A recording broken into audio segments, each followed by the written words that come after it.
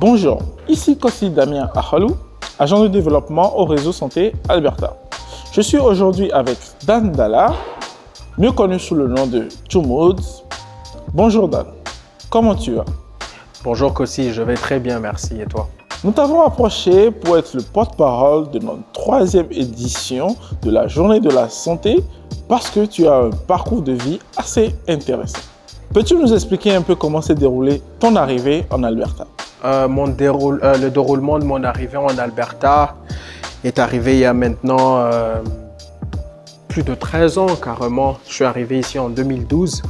Fait que ça fait maintenant un peu plus de 13 ans que je suis en Alberta, originaire du Congo-Kinshasa. Tu t'es impliqué assez rapidement dans les organismes francophones quand tu les as découverts. Peux-tu nous dire si cette intégration a été facilitée par ton intégration au niveau de la province? L'engagement communautaire a facilité mon intégration dans la communauté et dans le pays, comme vous l'avez dit, en termes d'accès aux services, le service dans l'éducation ou dans l'emploi et dans une langue qui est ma première langue, le français.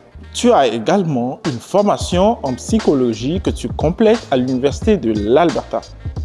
Peux-tu nous dire ce qui te motive dans cette profession? Ce qui me motive à poursuivre des études en psychologie, c'est la prise de conscience de l'importance de la santé mentale. En plus d'être intervenant jeunesse, tu es également auteur, compositeur et interprète. Est-ce que tu dirais que tes connaissances en psychologie influencent ta musique? Mes connaissances en psychologie influencent ma musique en ce sens que les thèmes que j'aborde ou mon inspiration est basée sur des thèmes qui touchent au bien-être des individus. La résilience et l'identité sont des sujets importants pour toi dans ta musique. Qu'est-ce que les communautés francophones en milieu minoritaire ont à gagner en suivant ces thèmes?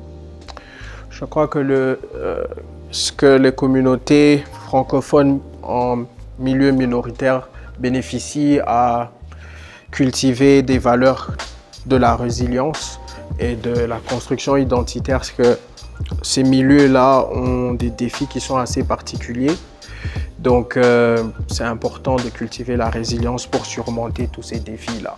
Comme mentionné au début, le RSA t'a approché pour être le porte-parole de sa 3e édition de la Journée de la Santé. Nous t'avons d'abord vu en tant qu'artiste dans les activités de la francophonie albertaine, puis en poussant nos recherches, nous avons également découvert que tu étais étudiant en psychologie à l'Université de l'Alberta. Mais de ton côté, pourquoi as-tu accepté être le porte-parole de notre 3e édition de la Journée de la Santé? C'est que je trouve que le réseau Santé Alberta a un mandat louable et qui rejoint mes centres d'intérêt et mon éducation.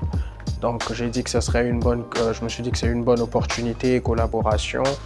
Et aussi, c'est un organisme qui offre une plateforme pour les étudiants dans le domaine de la santé, qu'elle soit physique ou de la santé mentale.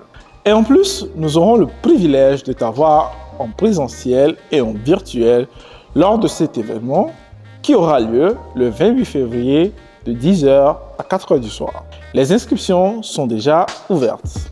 Consultez notre site web pour plus d'informations. Dan, un mot de la fin?